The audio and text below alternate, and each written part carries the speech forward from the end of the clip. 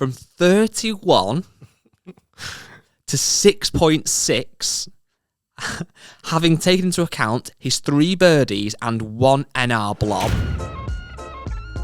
Right, so I've got something here that I can't believe this is real. Okay. And I think like Chris listened to the podcast 3 times. Yeah, this is even more of a lie, but it's in black and white. More of a lie. All our listeners are liars. Yeah, I've read it, and I wonder if there is a typo in this that then makes it seem so outlandish. Okay, hit me. I don't think there is. So it's not a deal, it's just literally an email. So it says, Dear Rick and Guy, love the podcast and YouTube content. Keep up the great work. Just wondering if you wouldn't mind reading this out to your listeners in the next couple of weeks.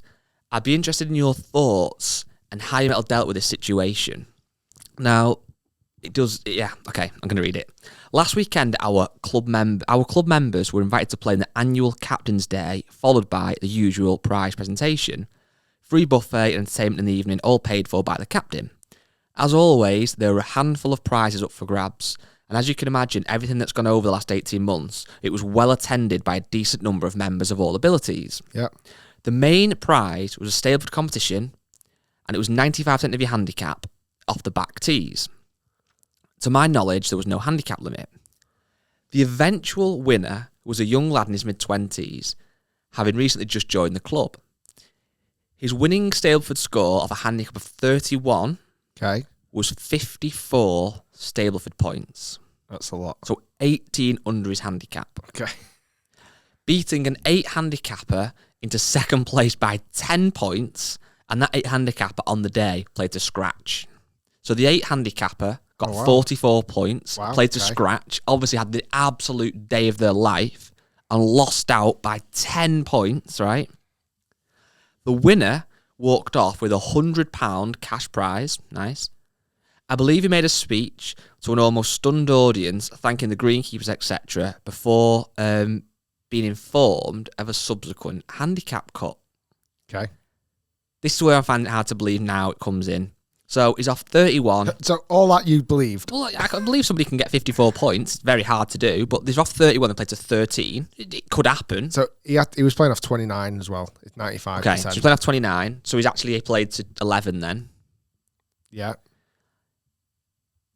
This isn't going where you think it's going. I think you're going to go like cheating route. It's not going that way. This is where it gets weird.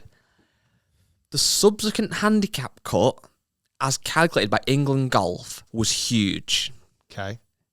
From 31 to 6.6, having taken into account his 3 birdies and 1 NR blob on the par 73 track, which I may add has a slope rating of 139.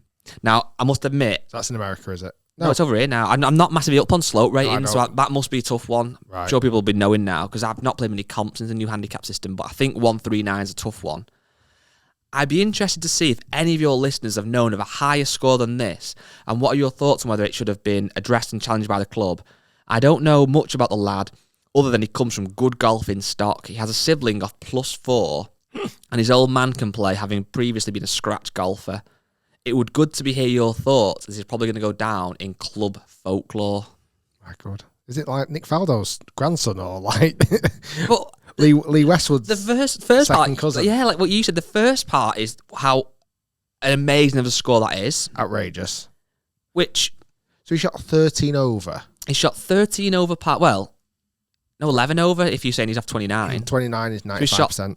He shot 11 over par then, if my maths is correct. Yeah. Well, he's played 1800 handicap. Yeah. So if your thing's off 29, 18 under will be 11 over par. Yeah. So that yeah, okay. Plus whatever. he's had a blob. And he's had a blob, yeah. So effectively... It's been 9 over par, you could use it as. And I know that this world handicap system can be a bit bizarre, depending on how many comps you've played. But to be cut from 31 to 6.6, and that's where I wonder it should be 16.6, but that would seem then to not quite fit the narrative of the story, because that would almost seem a semi-believable cut, although it would still be ridiculous. So...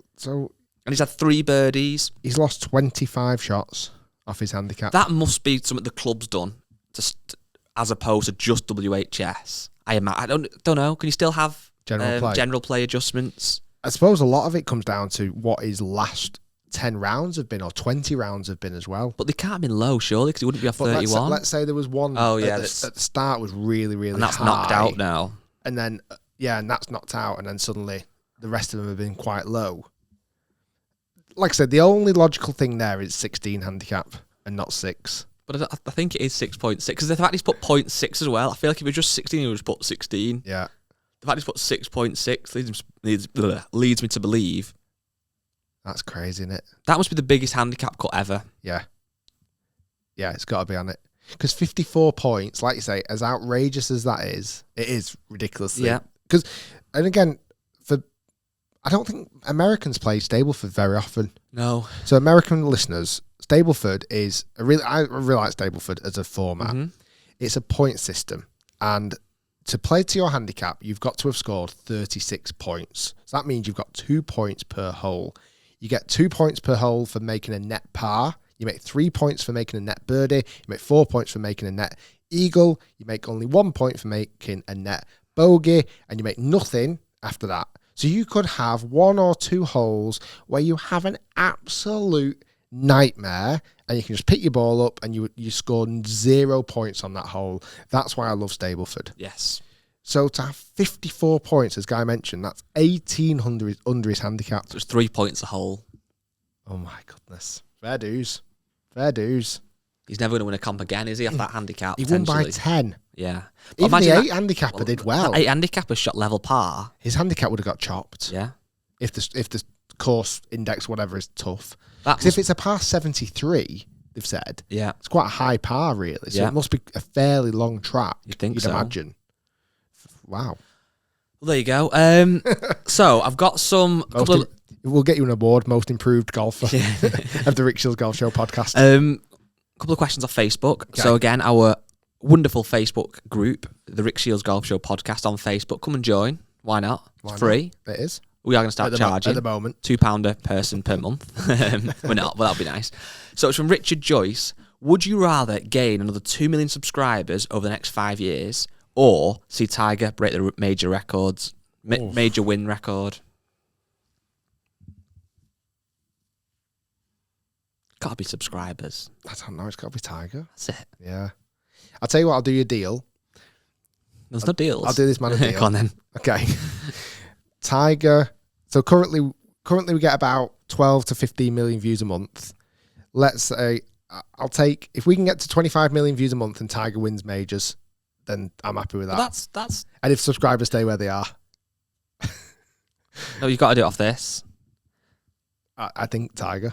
So you could keep the subscribers the same they are now for the next 5 years, or gain 2 million. That's what I'm guessing it is, because it's gained 2 million, or say the same. I think. Yeah, but we can get to 3,999,000. I'll just stay just slightly under 4 million. No, it's all or nothing. That's the question. But he's saying 2 million more. Yeah.